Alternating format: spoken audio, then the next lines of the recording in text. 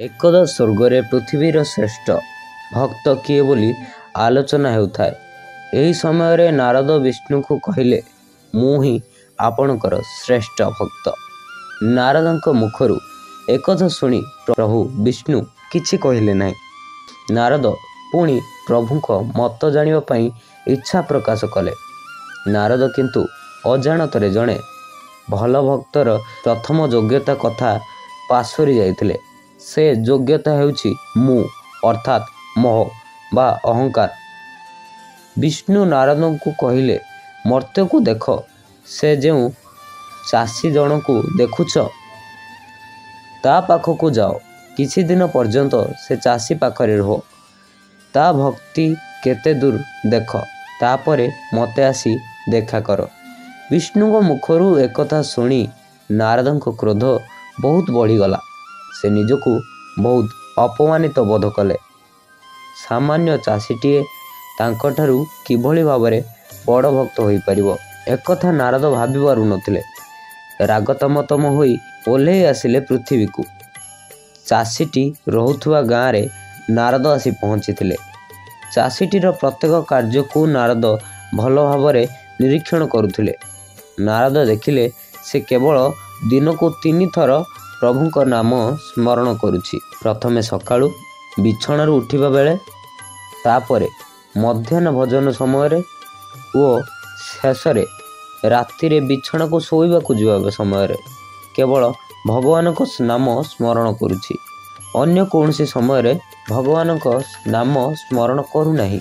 नारद मने मने भाबिले, भगवान विष्णु मते एभली लोक संगरे तुलना कले केमिति। चाषी ठारे कौन देखी भगवान विष्णु कहिले चाषीटी नारदंक ठारू बड़ भक्त बोली। मु तो सबुबले सुललित कंठरे प्रभुंक महिमा स्वर्ग मर्त्य पाताल और चारिआडे गाई बोलुछि, प्रभुंक गुण कीर्तन करुछि। मो सहित चाषीर तुलना एक विडंबनार विषय।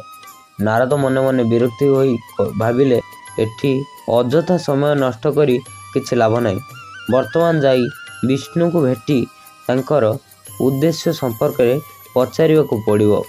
नारद मर्त्यपुर त्याग करी स्वर्ग को जाई सीधा सड़क चलिले विष्णुपुर को। नारदंकर ए अवस्था देखी विष्णु खूब हसिले एवं कहिले, मो उपरे तुमे बहुत रागी थिबार जना पड़ुछ, तेबे मोर आउ गोटी छोट काम करि दियो, तापरे तम रागिबार कारण कौन।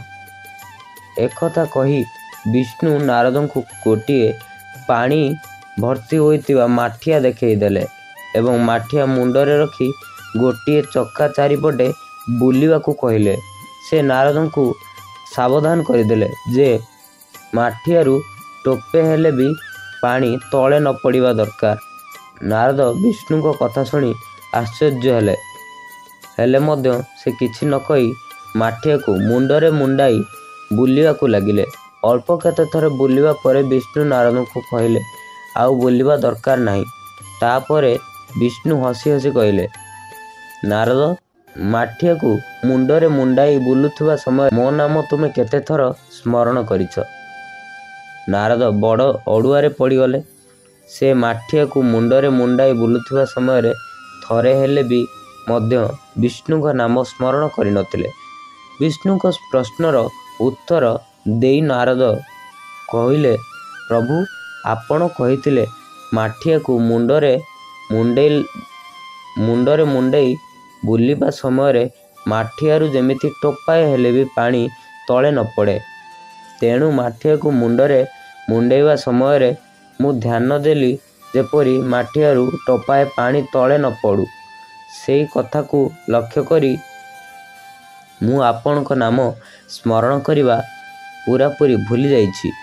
विष्णु हसी हसी कहिले, नारद तुमे मन दुख करुथिल जे चाषीटी जे दिन को थरे मात्र मो नाम नहीं किपरि तुम ठारू श्रेष्ठ होईगला। बिचारी चाषीटी दायित्व अनेक ता मुंडरे, बहुत बोझ, एते बोझ बोइबा सत्वे मध्य से मो नाम को 3 थर नेबाकू भूलु नाही। सेटा कौन यथेष्ट नुहे? निजर कर्म को ईश्वर को समर्पी देले कर्मर बोझ हालुका हो जाए। ଦୁଃଖ ଓ ସୁଖ ରହିଛି ଓ ସବୁବେଳେ ରହିଥିବ। ମଣିଷକୁ ପ୍ରତ୍ୟେକ ଅବସ୍ଥାରେ ତାକୁ ସାମ୍ନା କରିବାକୁ ପଡ଼େ। ସବୁକିଛିର କାରଣ ଭାବେ ଭଗବାନଙ୍କୁ ଗ୍ରହଣ କରିଦେଲେ ସୁରୁଖୁରୁରେ ସମୟ ଏବଂ ଜୀବନ କଟିଯାଇପାରିବ। ନାରଦ ଏଥର ତାଙ୍କ ଭୁଲ ବୁଝିପାରିଲେ। ତେବେ ଭିଡ଼ିଓଟି ଯଦି ଭଲ ଲାଗିଥାଏ ଚ୍ୟାନେଲକୁ ସବସ୍କ୍ରାଇବ୍ କରିବା ସହିତ ଭିଡ଼ିଓକୁ ଲାଇକ୍ କରନ୍ତୁ ଏବଂ ଭିଡ଼ିଓକୁ ବହୁ ମାତ୍ରାରେ ସେୟାର କରନ୍ତୁ ଏବଂ କମେଣ୍ଟ ବକ୍ସରେ କମେଣ୍ଟ କରନ୍ତୁ। ଜୟ ଜଗନ୍ନାଥ।